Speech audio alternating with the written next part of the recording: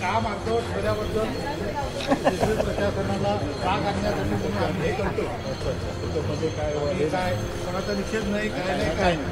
तुम्हाला सबसद वेळ जर असेल, जागृत असेल तर तुम्ही काय तो निर्णय घ्या. हे बाकी एक व्हेज आहे. नाही, सुरवडे साहेब आपल्या प्रत्येक याला येतात, फिक्स आहे. त्यांना वरून येतो, मग ते आपल्याकडे येतात, भेटतात आणि जातात.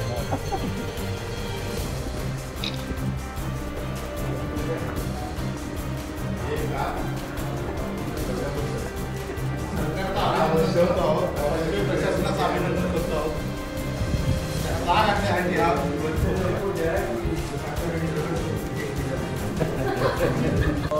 10 वर्षापूर्वी हाच दगड नारळ वाढवून आणि दगडावर नारळ वाढवून याच रेल्वे टर्मिनसचं भूमिपूजन झालेलं. भूमिपूजन झालं आणि 16 वर्ष चालणाऱ्या या लढ्यात 10 वर्षांपूर्वी सावंतवाडीकरांना एक आशा आली की कोकणाला जे टर्मिनसची गरज आहे ती सावंतवाडीकर कोकणाला देतील. पण सरकारने या गोष्टीचा अक्षरशः सिरियसनेस सावंतवाडीकरांना कधी दिलंच नाही. मध्ये खूपदा अशा गोष्टी झाल्या जिथे आशा पल्लवित झाल्या, पण दरवेळी सावंतवाडीकर आणि अख्खा कोकण प्रांत हा तोंडावर पडल्याशिवाय त्यांच्याकडे काय हातात आलंच नाही.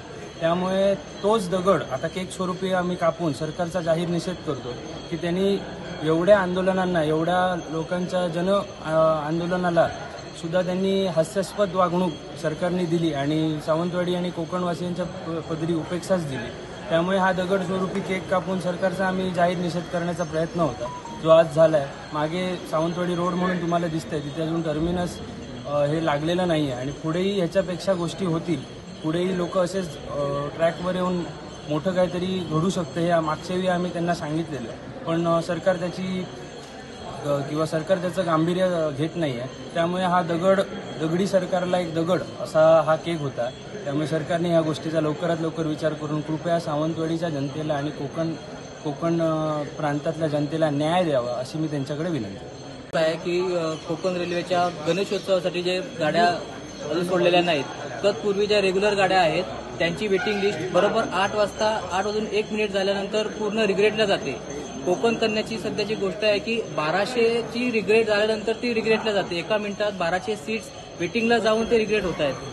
माझी सरकारला विनंती आहे, कोकण रेल्वे प्रशासनाला विनंती आहे की लवकरात लवकर हे टर्मिनसचं काम करून गणेशोत्सवात सावंतवाडीपर्यंत सर्व गाड्या सोडाव्यात, जेणेकरून कोकणवासियांचे हाल अपेष्टा होणार नाहीत. गणेशोत्सवात जे कोकणी चाकरमानी मुंबईतून इथे येतील त्यांना त्यांचा प्रवास सुखकर आणि समाधानाचं होईल, यासाठी सावंतवाडी टर्मिनस होणे हे गरजेचं आहे आणि कोकणवासियांच्या ह्या लढ्यात प्रशासनाने आणि शासनाने लक्ष द्यावे ही विनंती. आज 10 वर्ष हा प्रकल्प रखडलेला आहे. या 10 वर्षाच्या कारकिर्दीत 10 म्हणण्यापेक्षा 11वं वर्ष आता हे चालू आहे. 11 वर्षाच्या कारकिर्दीत तिन्ही सार्वत्रिक निवडणुकीमध्ये सत्ता ही एकाच पक्षाची आहे. त्याच पक्षाची तिन्ही सरकारं होती आणि त्याच सरकारने जो भूमिपूजनाचा कार्यक्रम केला तोच प्रकल्प जर अर्धवट बंद होत असेल तर ही आमच्या कोकणवासियांसाठी शरमेची बाब आहे. सरकारला जाग आणण्यासाठी आणि हे भूमिपूजनाचं काम अर्धवट ठेवलेलं आहे याची जाणीव जनतेसमोर आणि सरकारला करून देण्यासाठी म्हणून आम्ही हा अभिनव पद्धतीने हा आज आंदोलनाचा पवित्रा घेतलेला आहे.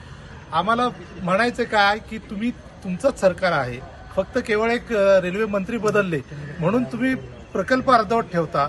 मग असं असेल तर मग प्रकल्पाची सुरुवात करून इथल्या मतदारांना जी तुम्ही भुरळ घातलीत की मतदान करायला सांगितलं, 3 सार्वत्रिक निवडणुकींमध्ये लोकांनी मतदान केलं तुम्हाला आणि तरी देखील तुम्ही प्रकल्प अर्धवट ठेवत असाल तर तुमच्या शब्दाला काय किंमत आहे हे तुम्ही आता स्पष्ट केलं पाहिजे.